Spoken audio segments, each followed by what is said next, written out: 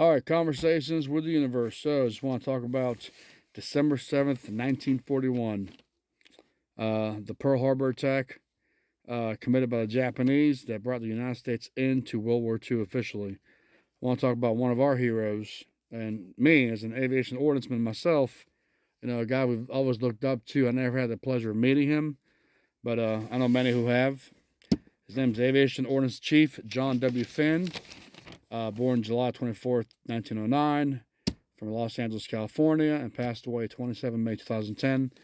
And at that point, he was the longest living Medal of Honor recipient from World War II and the last survivor that was still alive from Pearl Harbor as well. So, long story short, when he was stationed at NAS Kanihi Bay in Hawaii, there's some side notes and stories I've heard from friends saying that on that Sunday morning of December 7th, 1941, him and his wife are laying in bed and going at it about, I guess, who's going to get up and make the coffee. His wife, Alice. And he heard aircraft flying overhead, thinking it's a Sunday, so it's a no-fly day. So he automatically knew something was wrong.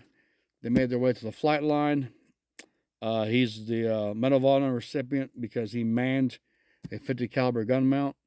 It was an instructional mount with no cover for over 2.5 hours. It took over 25 injuries, I want to say, and was bleeding, hurt pretty bad, and was ordered to leave the gun mount and get medical care. He did that. They went back to the flight line and kept the fight going, in charge of supervising arming and rearming aircraft. But yeah, I mean, he had a quote.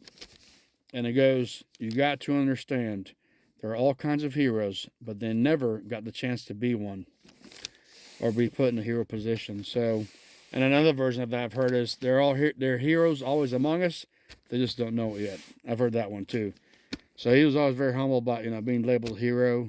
His mindset was, whoever was there would have taken the fight to the enemy regardless. But hey, if you've never heard of John W. Finn, now you have. Aviation Ordnance Chief, IOS. I know he retired a gunner as a lieutenant. And, probably one of the most humble human beings you'll ever get the chance to meet. For many amazing stories about him, and I had the honor of working at the Medal of Honor room in Nancy, Pensacola when I was stationed there, 2014 to 2017, But hey, if you had an ordnance, you ain't shit.